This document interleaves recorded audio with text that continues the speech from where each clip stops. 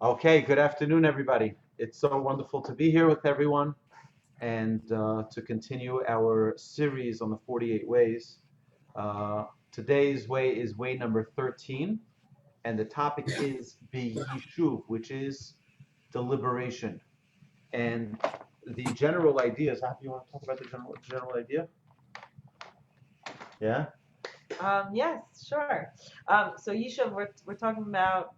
I think the world around us. There's so much like noise. There's so much around us. There's constant information, constant clutter, constant stuff that we're all like just drowning in our own brains, our own minds.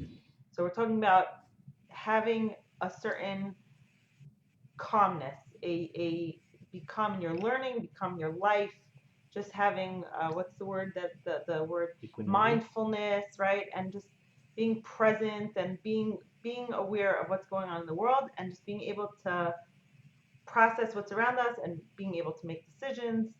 That is not a quick intro, but that's the key to what we're going to talk about today. So this one trait that our sages teach us is such a fundamental trait that there are many different parts of Torah that are directly linked with deliberation. The first Mishnah in Ethics of Our Fathers talks about hevim misunim badin, that we as judges have to not rush to judgment. We are all judges, even if we don't sit in a courtroom, but we all have the courtrooms of our mind, and we're all making judgments, whether it's about our own actions, other people's actions, our deeds, other people's deeds. We make judgments on a regular basis. But before we make judgment, our sages teach us in the Mishnah, the first Mishnah is Hevem Asunim Badin. Wait, take it easy, deliberate, think through, understand all the sides, understand all the perspectives that there are. It's so important because sometimes people rush to judgment. I mean, we're living in a world today. Think of what's going on in the world today. Pick a city that has riots, and it's crazy, right? But if God forbid there's a life that's hurt, that's wounded, that's killed, God forbid, right? So everyone rushes to judgment. They did the right thing, they did the wrong thing. It's the cops, it's the rioters. Everyone has their perspective. What does the Torah teach us? Deliberate. Don't rush to judgment, right? One of the signs of wisdom is when we don't rush to judgment, when we're able to think things through and not be fast to judge.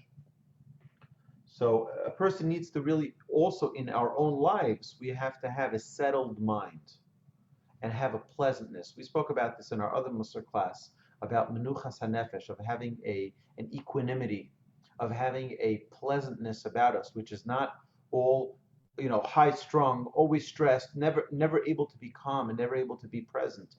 And what we mentioned was that Shabbos, every Shabbos, the theme of Shabbos is menucha, is calmness, is a an atmosphere of just pleasantness, and there's a better word for it. It's not coming to my brain right now, but the idea of just having a a calmness about us.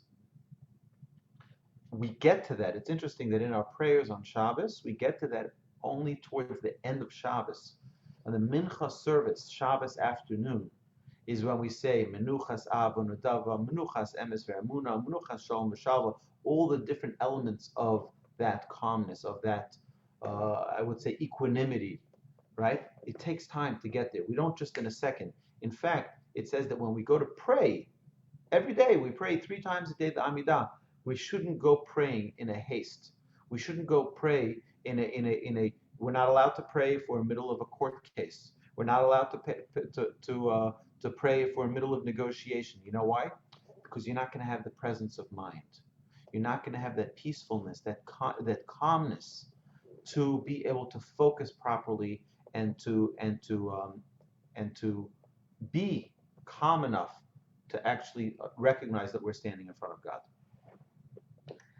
Our everyday lives, all day, every day, is just a series of decisions, making decisions, right? And they could start in the morning from little things, right? What do I wear? So you open your closet and you're like, should I wear this? Should I wear this? Should I wear this? Should I wear, right? And either you can just grab something and you're like, wait, why did I put on short sleeves? It's freezing cold. Or why did I put, this doesn't match, right? Or you could sit there and just spend 10 minutes, like many people do, or 20 minutes, looking at a closet full of clothing. I have nothing to wear. What should I wear? What should I wear? What should I wear? Right? That's like maybe a first decision. But what should I eat for breakfast? What should I do today? Right? And a lot of people, there's both sides, right? There's either that people have make too rash of a decision, right? And I'm talking, those are little things. I'm saying we have big decisions in our life: a career, a job, marriage, children, big decisions that you want to make. And you have people who make these fast, rash decisions, right?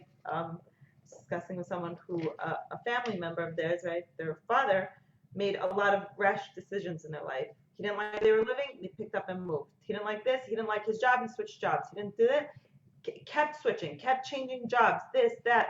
No and there's no stability, right? Just rushing to decisions and not thinking about it. So his children, he was perfectly content living like that. But our actions, like teachers, your actions have consequences. Your decisions have a lot of consequences. There are you have to make decisions with using your mind, right? So you have people who just rush to decisions, and it could affect them. It could affect their family, obviously. And you have people who just are paralyzed with fear and have these like anxiety attacks about making every little decision in life. And for sure, the big ones are just like overwhelming. So I think that there's both sides. I think that we have to know that we're in life. Life, you gotta focus and stay focused, right? It's like when those like video games, right? You're like driving, and then like something comes, or even in real life, you're driving on a highway and a car cuts you off, and some debris flies off the tree, and right, you have to stay safe. You have to keep driving. You have to be aware of what's going on around you. You have to make decisions, keep figuring out, okay, how do I maneuver this? How do I deal with this? How do I do this, right? But not to just panic and freeze and I don't know what to do and just either like crash or just stop your car in the middle of a highway. You can't function. You can't live like that. You have to keep making decisions. You can't get stuck. So on one hand, you don't want to over analyze. You don't want to, right? And on the other hand, you don't want to make rash decisions.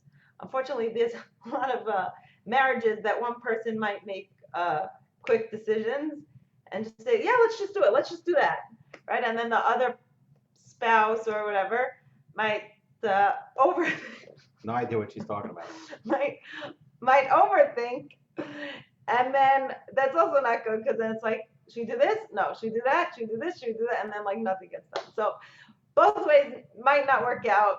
You have to find a very healthy balance of making decisions and making good decisions, but thinking it through, not overthinking, not overanalyzing, not driving yourself nuts, right? We all like make ourselves crazy. I think that's a big problem. We all literally make ourselves crazy. We drive ourselves nuts. Like, why are we stressing out about every little thing? Just chill. So we gotta figure out a way we're gonna discuss decisions and how to make decisions in life, but both ways you don't wanna. It was how you were saying something. It triggered a thought in my. It used to be that there was no such thing as a return policy. Remember that? And you're all very, very young, so you don't remember those days. But I remember when I was a child, you used to buy something, and that was it.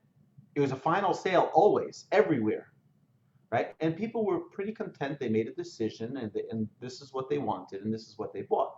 Today, it's an amazing thing. Today, it's almost, we've created a society of people who are always second guessing themselves. I don't know, maybe I should have bought something else. Well, I can always return it. It's like, it doesn't get a person to have just a calmness, a pleasantness about them. It's just that they're always rushing and always concerned and always worried. Well, I can return it, I'll buy it or return it. It's like, you have these like, this, it might make me No, sense. You're right. Also, like online, the internet's like endless. So people are like, I need a dress. So you don't go to a store anymore and just say, let me find a nice dress. Go to a store. I don't like it. You check another store. Fine. Today it's like you'll go to a bunch of stores. Go online. Start Googling like a million. Just pick a dress. Like pick some. Just like it's overwhelming, like it's so endless, so then it's so hard to just make decisions. We're just drowning in so much information. There's so much data around us all day, every day, literally every second you look at your phone, your computer, you're this, you're that, everything. There's so much going on. So we're just like, it's like, whoa, ah, right? And then we just like, you freeze because you don't know what to do. And today, everyone's just so anxious, everyone's stressed, everyone's overwhelmed, and we're all like feeling whatever level of just, it's too much, right? You have to, there's so much going on. People today, we're talking about, you're saying yishuv with deliberation, yishuv hadas, right? The mind, right? Having that sanity, that peace of mind. I think like we're saying yishuv hadas, right? Yishuv is uh, the calmness and the deliberation, right? Of das, which is the mind, of wisdom, of knowledge, right?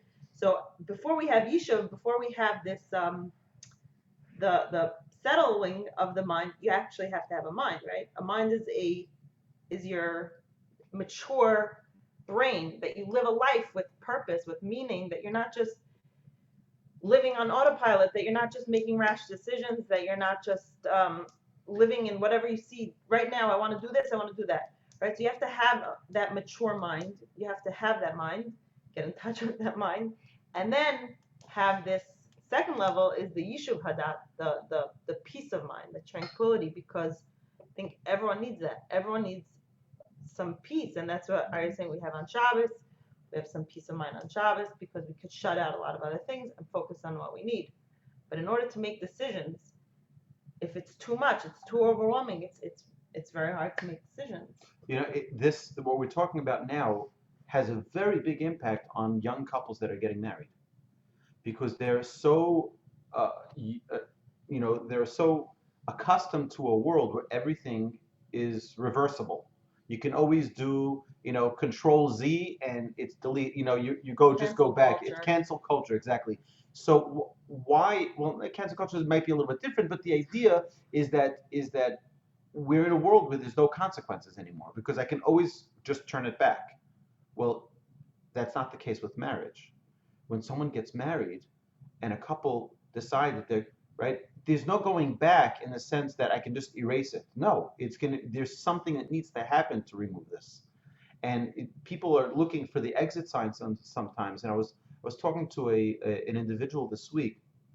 I said, he was talking to me about his marriage and some of the issues that he was facing, and I was telling him, I said, you have to understand.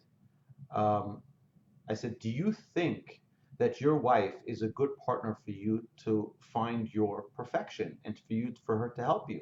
He says yes. So I said, then you should stop thinking about exit signs. You should stop thinking about said you've got to realize that you're locked in this elevator with her for the rest of your life, and you're stuck, and make it work, right? The problem is we're living in a culture. It's like, oh, it gets difficult. Let me pull the parachute. I'm out. And that's not a healthy way for now. Doesn't mean that there's never a reason for marriages to separate and to disband or divorce. But the idea needs to be that we need to be committed to things, and we need to think it through, resolve that this is the right thing for us, and now work hard at it, and not try to find an easy way out. Let's not try to, and this whole world of like, let's find the easy solution, right? It may not be the right solution, and that's what's more important. What is the right thing? I had a group of young guys were talking to me. They were getting into the age of dating and trying to find their perfect mate. And they said, give us some guidance. Tell us what to do. And I said, I want you to take out a piece of paper, a clean sheet of paper, and write down the things that are important to you in a spouse. Obviously, you've never been married, so you really don't know. But what you've seen over the years, you've been to your friends' homes, what character traits are important, or knowing yourself a little bit, it'll help to know what are key traits that are important to you. What type of personality, what type of, everyone had, so write it down, 10, 20 things. And then when you're done, prioritize them. And the top 5 things that you prioritize, these are non-negotiables. These are non-negotiables. And when you find the girl who has those 5 top qualities that are perfect, even if the rest, the other 15 are not exactly there, then guess what? You found your mate. You found it. This is the person who has, no one's going to have everything except for me. There's nobody else on planet Earth who's really found the perfect package, right? So, right, so you have to prioritize. The problem is that today people are going by their whims. Like, I think this is what I'm attracted to. I think this is what I need, but they don't really know. So today it's this, and tomorrow it's something else. So if we don't have this deliberation, if we don't have this presence of mind, then life can be very, very challenging, because then every day we're in a different mood, every day we're in a different zone, and that's not a good way for a person to live life. And that's why our sages specifically give us this 13th trait of be yishuv, with deliberation, be calm. Don't rush to making decisions. Don't rush, right? When you know you have this order, you're organized in what your priorities are, then you're on a good path. Right? So don't rush. My grandfather, I've said this before, but it's so important to remember this. My grandfather never rushed to give answers. In fact, he used to guide his students to not answer questions within the first 40 seconds. Give it some time. Think about it. I remember I used to ask my grandfather questions. I was like, and the example I give is like a vending machine. You put the quarters in and you push the button and a soda pops out, right? We ask a question and we want an answer. No, wait. I'm going to deliberate. I'm going to think. I may inquire, get some more information, but not rush to give answers. It's a good question. Let me think about it. I've told many of our students here, when you text me, right, I try not to, create a precedence where I respond immediately. I don't want to respond immediately because I want to think about it, right? I want to train myself to think things through before I respond. That's the opposite of like what our kids have. Like, there's a concept, blue checking, right? If your friend saw your on WhatsApp, right, there's like 2 blue checks. If they read your message, you see that they saw your message, right? So there's 2 blue checks. So she's like, what? She's blue checking me, right? So that's like it's a thing. It's a thing that, right? She saw my message and it's been 30 whole seconds and she hasn't yet responded. Like, what is the deal?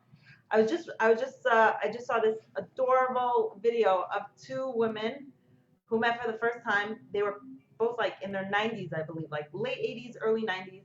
They were pen pals for like 60, 70 years. They had never met in person before. One lived in like Australia and one in England, I think. And they were pen pals for, I think it was almost 70 years. And they were writing each other letters. They went through wars. They went through husbands, children, deaths, marriage, like so many things in their lives went on, and like they're these like best of friends, and they had never met in person, and they had met in person now, and it was like so special. And I'm thinking, like, each time they sent a letter, right?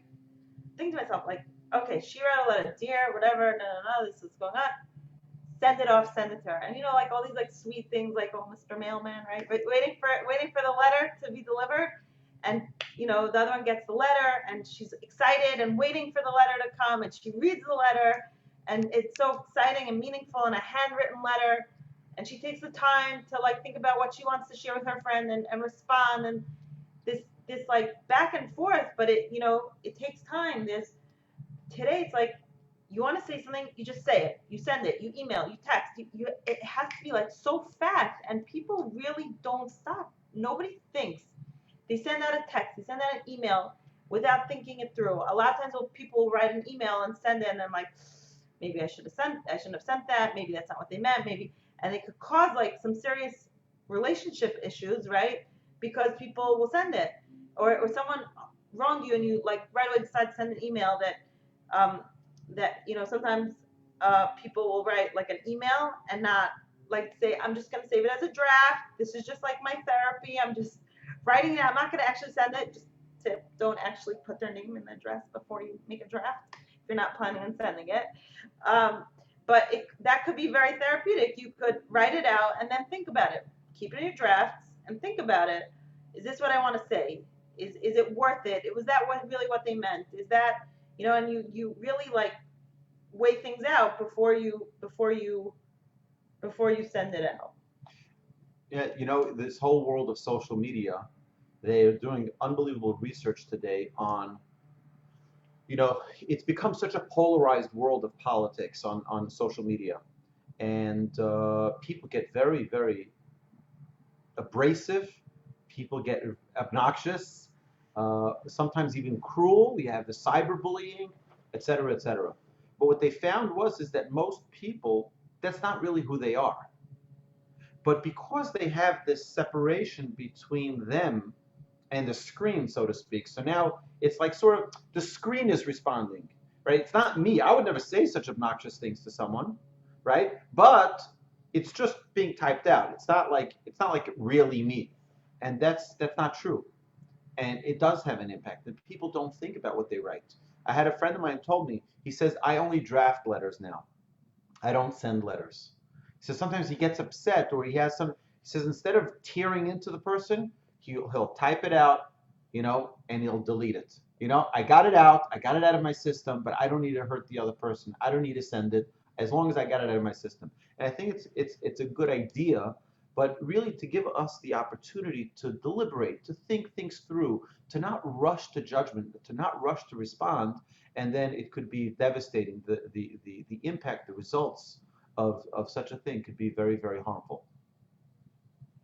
So we're going to continue, right? So actually, the word that this trait number 13 is biyishuv, and our sages tell us that is the same root as the word yeshiva. Yeshiva, we know as a Jewish school of Torah study, is called a yeshiva, and that's because that's a place where students come in to deliberate and to learn to think Torah, to learn to absorb. It doesn't just come in a second. You got to really, sink yourself in. I'm just going to share with you a very, very beautiful idea. We mentioned this in one of the previous classes, but I don't know if you were all there, so I'll just repeat it very quickly. It says that the Torah is like sweet like honey, sweet like honey. And not only that it's sweet like honey, but it has the same influence like honey. Why? It says about honey that the properties of the honey are so strong that anything that's put into honey, after an extended period of time, it becomes honey. Honey just completely takes it over and it becomes honey as well. So our sages say that if someone were to take something which isn't kosher, pork or whatever it is, and they put it into honey and they let it sit in that honey for an extended period of time, right? I'm talking about 6 months, a year, you can take it out and eat it. Why? Because it's no longer pork. It took out it extracted everything, and it all completely became honey. That's what Torah is. Someone goes to learn Torah, you go in angry, you come out calm. You go in stingy, you come out being, wide-hearted, and become a giver. All of our traits transform with Torah. And this particularly comes into play when Rabbi Akiva, the great sage Rabbi Akiva, was 40 years old. He was an ignoramus, he was a pauper, and he was also a shepherd. And this Rachel saw him, the son of Bar Kamsa, right? Who was a very, very wealthy man. What? Daughter. The daughter of Bar Kamsa. And he was a very, very wealthy man. And he said, "You're marrying this guy, this lowlife, Akiva?" So she said yes, because she saw the potential in him. She saw how great he could be. And she said yes. He says, "Well, if you marry him, I make an oath that you can never benefit from my possessions." She said, "Fine, I'll do it for Akiva." And so she sent him to learn in yeshiva. And after 24 years, he comes back with 24,000 students. And now her father says, "Whoa, come in, right?" And the Talmud asks, 1 second, didn't he make an oath? Didn't he make an oath that he's not going to feed, that they can't enjoy from his possessions? So he has to nullify that.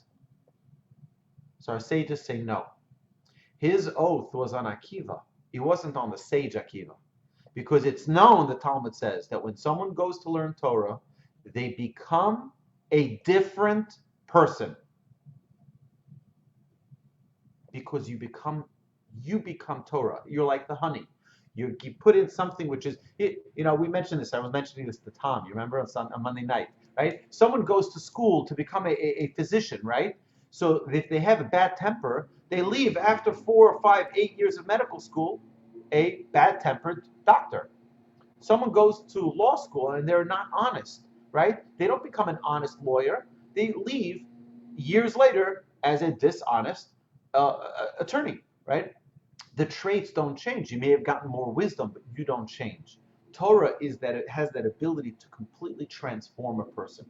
So when we talk about yeshiva, yeshiva doesn't mean a dip in and a dip out. Yeshiva means it's a place we put ourselves in, we learn to deliberate, we learn to think, we learn to see two sides of a story. The Talmud is so incredible in that it's replete with opportunities to see two sides of a story. You have Hillel, you have Shammai, you have Yochanan, and you have Rish Lakish. You always have the two opinions because you need to be able to see the other side. Don't rush. Oh, well, this is what makes sense, and that's what it is. In politics, we do that as well. People just rush. Oh, I'm a Democrat. I'm a Republican. I'm a this. I'm a that. And people just rush to judgment. Why don't we stop and deliberate? Let's look at both sides. Let's see the values of each side. Let's see the flaws of each side. And every side has a virtue, and every side has a flaw. Let's deliberate. Let's not rush to judgment. And that makes us a healthy being is one who's able to see two sides. Someone who doesn't rush to judgment. It's fine. You can see your prejudice. You can have prejudice, but recognize that it's prejudice. Recognize that I'm not, and the Talmud says that one who has prejudice needs to remove themselves and say, you know what? Adam karov etzel atzmo. A man is close to himself. Right? We all have prejudice to ourselves. So we can't see things in a real, in a real subjective way, because we're objective. So let's at least clear that. We can say, listen, I'm subjective. I'm objective, right? This is my family, so I can't really think with clarity. But give me your opinion, right? That's called to deliberate because we see our own limitations. What you're saying reminds me of what I was saying before with Yishuv Hadas, that before you can have the peace of mind, you have to have the mind.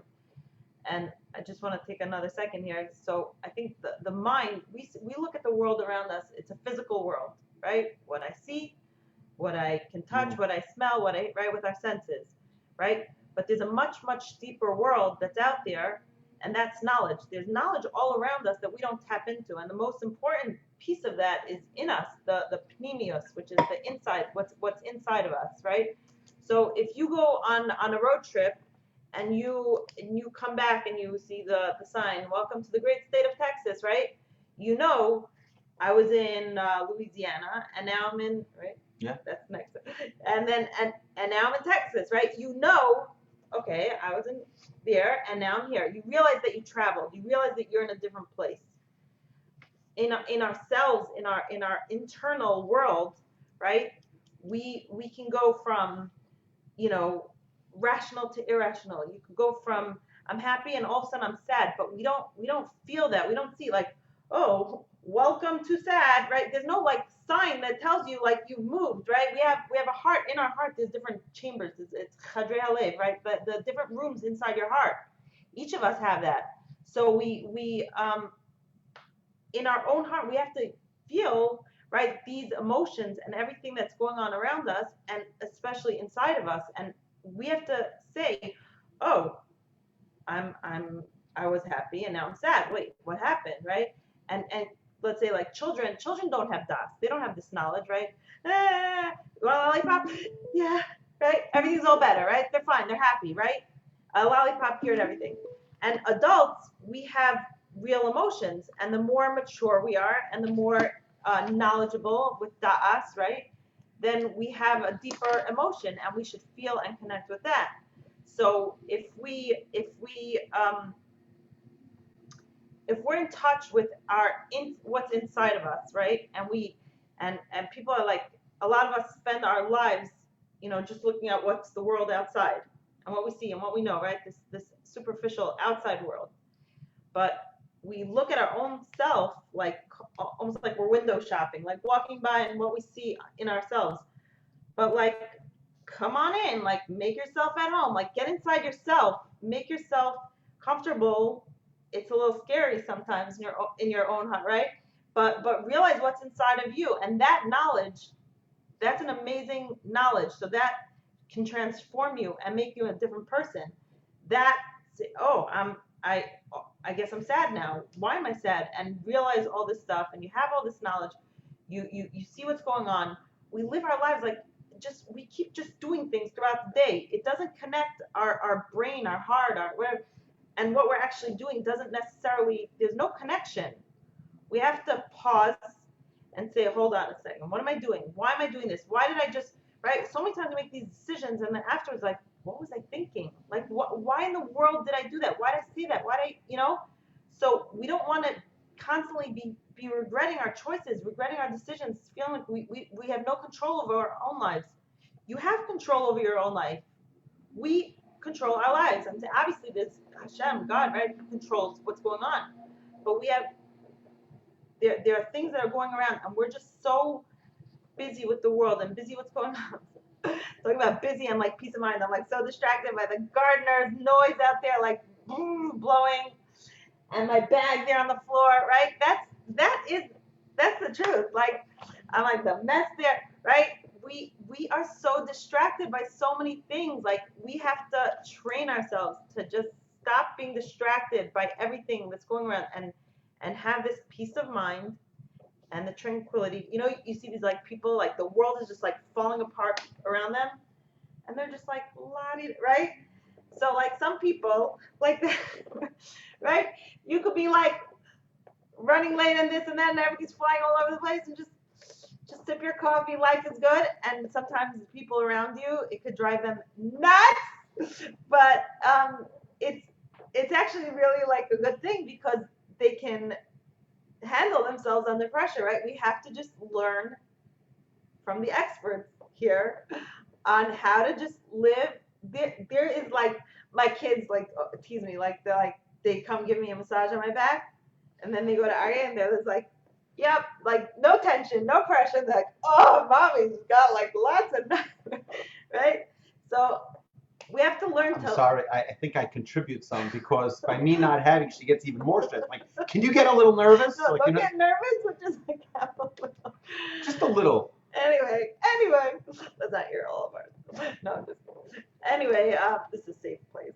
But I think that this peace of mind is so understated in the world, especially today. It's so nuts. It's so crazy out there. We have to really learn how to. It makes Shabbos an even greater gift because we turn it all down. We literally do not have a single device on in our house on Shabbos, not even computer. We turn it power off, nothing. Everything is off. I mean, everything is preset, lights that are on, lights that are off, but that's it. There's no phones. The world has shut down for 25 hours. And boy, I love it. It's so refreshing that life can suddenly be just like invigorating, and you spend time looking into each other's eyes and with your children and telling stories and laughing and having a good time, and there's no distractions. No one's looking at their phone, no one's playing games, no one's running here and running there. There's nowhere to go. We're just us. It's like Thanksgiving for 25 hours every week with the entire family. It's without all the drama. Without all the exams. Well, he came from this college and she came from that college, and then they but right. So imagine if you have one child in UT, one in A&M. I mean, come on, right? So the without the friction, but the idea is that God recognizes that. I actually brought a clip once from the Pope, right? Where he says the Jews got it right. He says, we're not machines. We can't keep going 7 days a week, 365 days a year. He says, once in 7 days, they just turn everything off. And that re-energizes. And he's 100% right. It's the only thing I've ever heard that I agreed with him on that, right? But right, he's right. We need to turn it off. And that's the gift. It's not, the idea is not over here to have religious coercion here, right? That's not the idea. The idea is to recognize the virtue and quality of the gift that God gave us in what is known as the Torah, right? It's a perfect package for us. God knows exactly the amount of break we need from the craziness. Just as an interesting thing, Zehava and I, maybe about 7 years ago, we set up that we're no longer having our cell phones, next to our beds. It's in a different room. And our chargers are in a different room, right? The idea is you need to have a break. You need to have a break, right? And that's on a daily basis, right? So I think it's so important for us to really, internalize this. It's such an important trait to the degree where our sages say, Shmaitza Bayi Tzilusa. Torah study requires clarity. Even our sages tell us in the Talmud, even bad weather can be a deterrent to clarity, right? You're worried, is it going to rain? Is it not going to rain? What person has to take time to unpackage that onion of stress, of worry, so that they can have that frame of mind and they can be all in. They can have that mindfulness for those, right? What's yoga? What is all of this? It's about getting into, the essence of who you are without the distractions. Okay? And that's what we have really essentially in our Amidah, in our prayers, right? That's why it's quiet. It's a certain part of the silent Amidah, right? That's why it's quiet, because you're able to just take it all in, right? You have peace of mind. You're able to deliberate. You're able to connect on a deeper level. Six steps. Go for it. No, okay. Give it. Yeah, so we all want greatness, and it really takes time and hard work. Every single person, there's no one who doesn't want to be great. Even people, whether you like them or you don't like them, who are protesting, who are burning down, right? Somewhere in their mind, they think they're doing the right thing. Everybody wants to do the right thing, but a person needs to have clarity to know what is that right thing, right? Now, we might not agree with what they're doing, but they're not saying, I want to be bad. They're saying, no, I'm standing up for whatever it is that they're standing up for, right? They have a purpose that now, again, it might be complete corruption, it might be communist, it might be whatever it is, right? Without putting any labels or without giving judgment to it. But the idea is that everybody wants to do good. It takes time for a person to attain that true goodness. A person has to think it through. Is this really what good is? Right? What is the definition of good and bad? What is good? What is bad? Right? It's a very important question to ask. What is good and what is bad? And we use cliches, we use these terminologies, but what really is it? Well, let's define for ourselves. What do we define as good? What do we define as not good? What does God define as good and what does God define as not good? Right? It really is. It takes time to let's just stop. We're in a crazy world, right? We not only that, is that we also like to hear our own opinions, right? So most people like to watch the same television or listen to the news from the people who reflect their own opinion. It's not very pleasant, to listen to a channel or to a host that has opposing opinions. You'll be throwing a lot of shoes at your television screen or at your computer, your tablet, for wherever you're watching, right? Because I don't agree with it. No. That's part of the beauty of what Yishuv means. Deliberate. Maybe there is some truth to it. Maybe. Let's discuss it. Let's analyze it. Let's not rush to judgment. And that's the beauty of Judaism, is we don't rush to judgment. Right? So you go for it. Okay. So there are six. No, it's fine. Switch off. Okay, we'll switch. I'll do the first one. There are 6 tools for deliberation. 6 very incredible tools. All right. So you ready for number 1? Number 1 is a nightly recap of your day. Right. Nightcap. Time. Right. Reanalyze things constantly. I'll give you an example. I'm not sure if I mentioned it in this class. So if I did, please stop me. But I remember my wife and I, we once went to visit my aunt before she passed away. We were in New York, and we said we have to go say hello to my father's sister, and she was very ill. We come there, it was Friday afternoon, and it was very hectic. It was very hectic. It was all chaos. It was like, they had doctors and nurses on the phone, and they're talking to the pharmacy and trying to make sure they get the right prescriptions. And it was just chaos going on over there. And I realized there wasn't a good time. So I said, you know what, I'll come back later. I'll come back another time. And then we came back a little while later, maybe it was a week later or 2 weeks later, and it was much calmer. And my uncle was a great man, a real God-fearing Jew who has this true trait of yishuv, of calmness. And as we were saying hello to my aunt, he meanwhile went out of the room and he set up in the dining room table drinks and cakes and cookies. And they're like, okay, so as we walk out, he says, no, no, no, please sit down, sit down. I'm like, what? No, we just came to say hello to my aunt, so we're not. He says, no, no, no, no. We sat down. And he insisted that we sit. We asked him, like, what? Like, we just came to say hello. He says, no, I felt very, very bad last time. You came, and there was all this chaos going on, and we were busy talking to the doctor, the nurses, and to all of and I didn't give you the proper attention. You came all the way from Houston. You came to visit us. You came to and it just I felt terrible. I was thinking to myself, you know what? That's a real Musar person. That's a real mensch. You know why? Because at the end of the day, he did his nightly recap, and he says, you know what? Something happened today that I need to fix.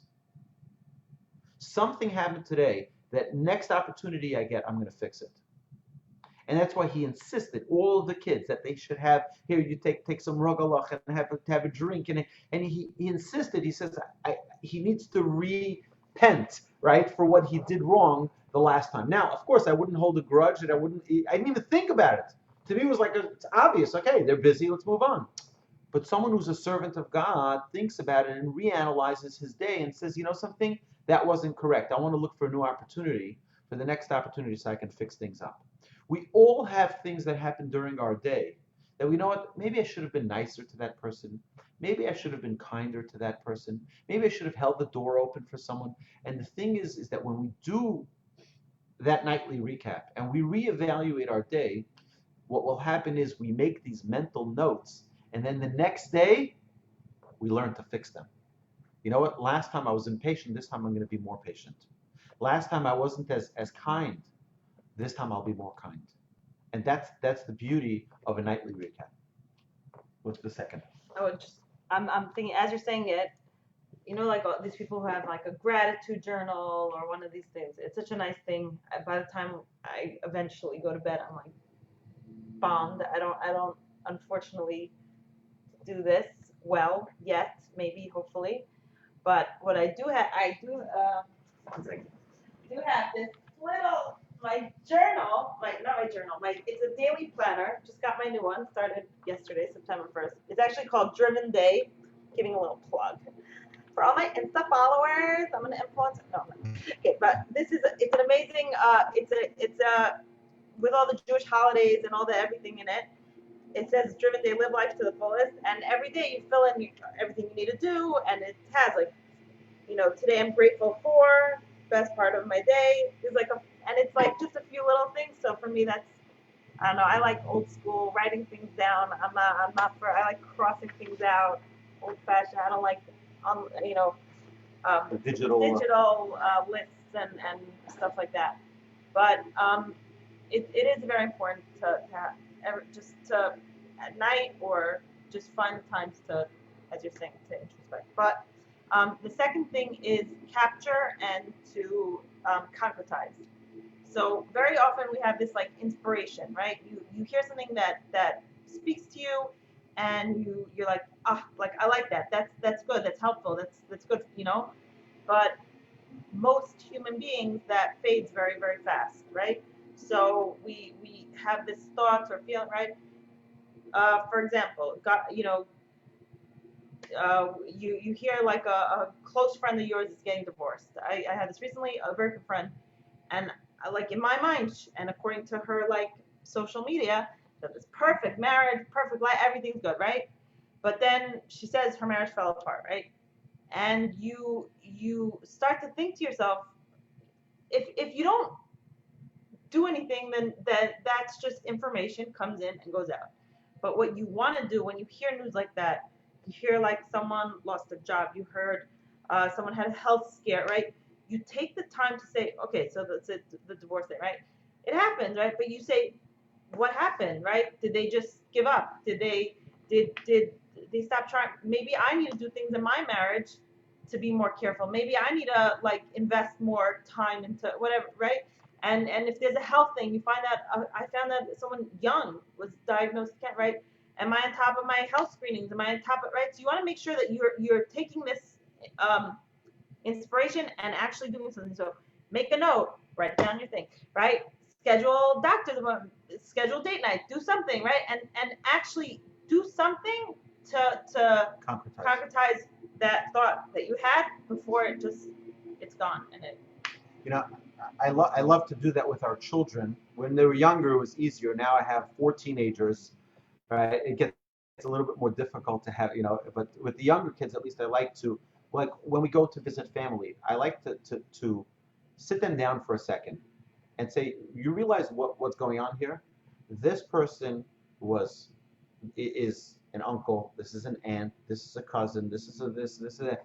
And try to say, do you realize how special it is that we have an opportunity to be with our family, right? Many times we can be someplace and we didn't even take a moment to enjoy and to have a proper perspective of the experience. And it's so important. Stop and realize, you know how amazing it is? Let's just stop right now what we're all doing, okay? And realize that we're all right now looking at a flat screen and hearing someone, Zehava and I, right, who's maybe 10, 15, 30, 500 miles away. And we're able to talk and we're able to learn together. I mean, isn't it remarkable? Right? It really is an amazing thing. Right? But do we get a chance to stop and to recognize? And that's this second idea that Zehava is saying is capture it and concretize. See how amazing it is. You have a moment of inspiration, do something about it. Don't just let the inspiration wane. The third tool, thank you, Zehava. Third tool is think before you speak, right? Careful with your words. A person needs to be very careful with their words.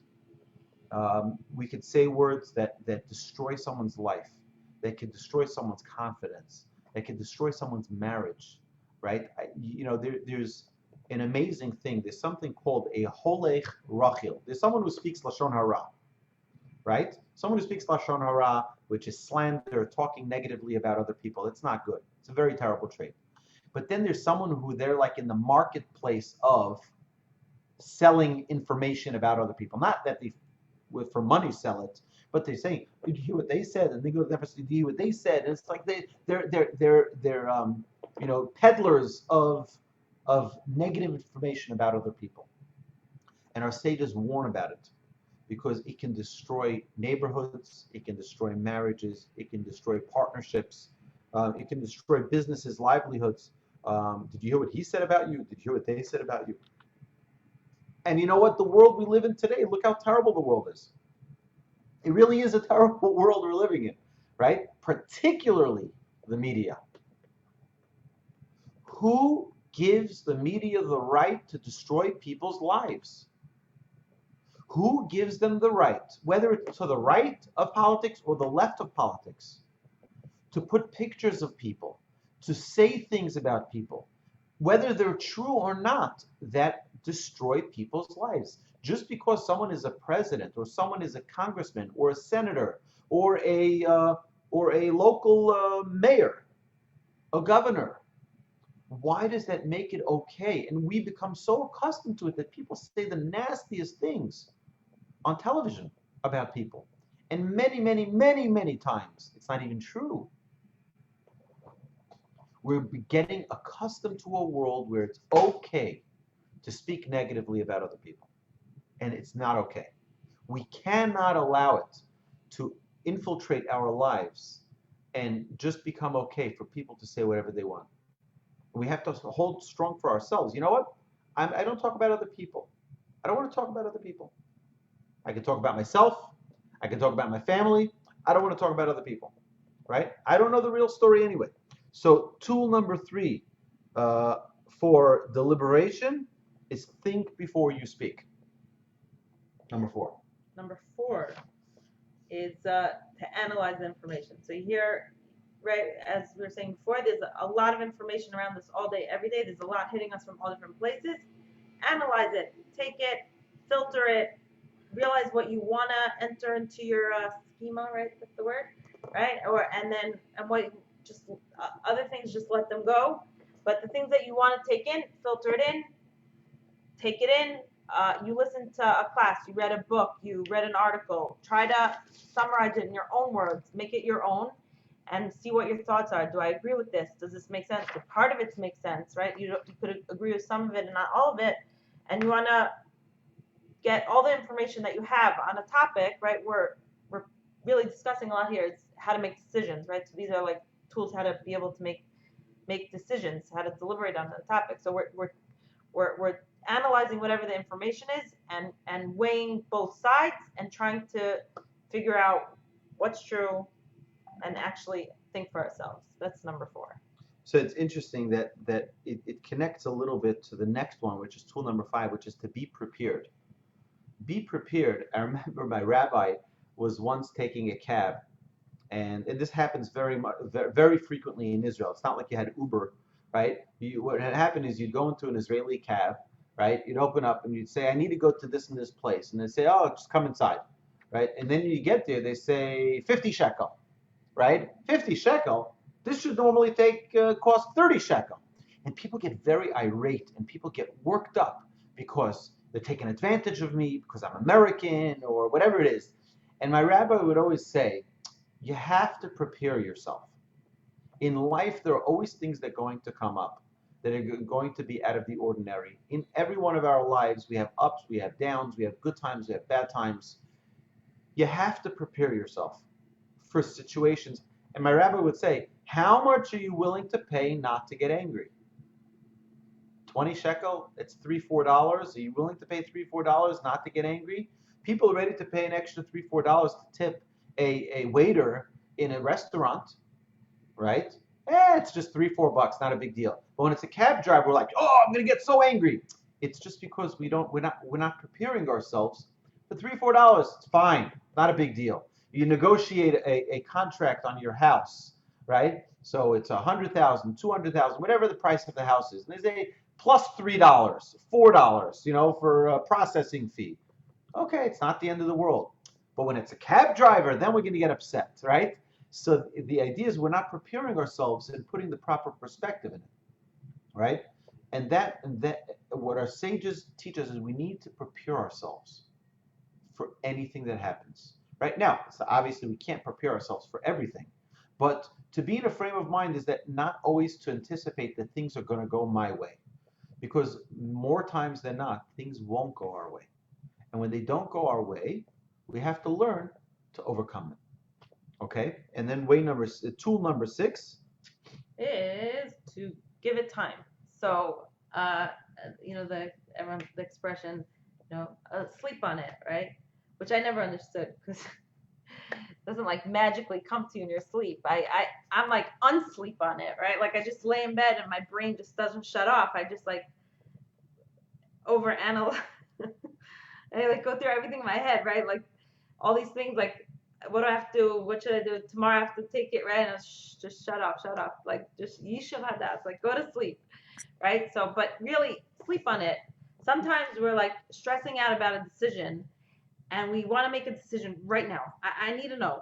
And it happens to be the sages say there's no greater simcha no greater joy than making a decision. When you remove and it happens a lot of times. Like, should I take this job? Should I not? Should I? So, it can happen so many times. Small things during the day, but often in our lives, bigger things come up. And sometimes we tear ourselves up and we drive ourselves like nuts, right? And we're like, I can't decide. Like, I don't know what color. There's like, you're painting and you're like, there's like 5 million different colors, right? How do you decide that you're looking at a palette and you're just overwhelmed, right? Yeah, we have to learn how to make decisions, like we said in the beginning of the class, right? Not over analyzing, not just jumping to rash decisions. But throughout our day, throughout our time, we have so many things that we have to think about, make decisions, but we expect it to just happen right away. And sometimes decisions don't happen right away, or good decisions, right, don't happen right away. So sometimes you can make, if you have the information, you're able to take these tools that we were talking about and analyze the situation and come up, have all the information and make a good decision. But sometimes you need to say, you know what, I don't know. I don't know right now. Sleep on it, right? And that could mean just take a break, go for a walk, call a friend, call a rabbi, ask a mentor, ask a friend, ask for advice, and eventually it's going to come to you. The decision will be made. The more you stress about it and overanalyze, right? That's also not healthy. So take a break, stop, give it the time, and eventually the answer will come to you. We joke that they say that there's a small, very tiny level of prophecy left in the world that comes to parents when they're naming their child, right? So when a parent is trying to decide what to name their kid, they say that's a ruach hakodesh. That's a Divine small providence. level, a small piece of divine providence, that divine prophecy that, right, that we get. And some people, you hear the names that they give their kids, and you're like, oh, I don't know. I don't think you were listening so well when that was given to you.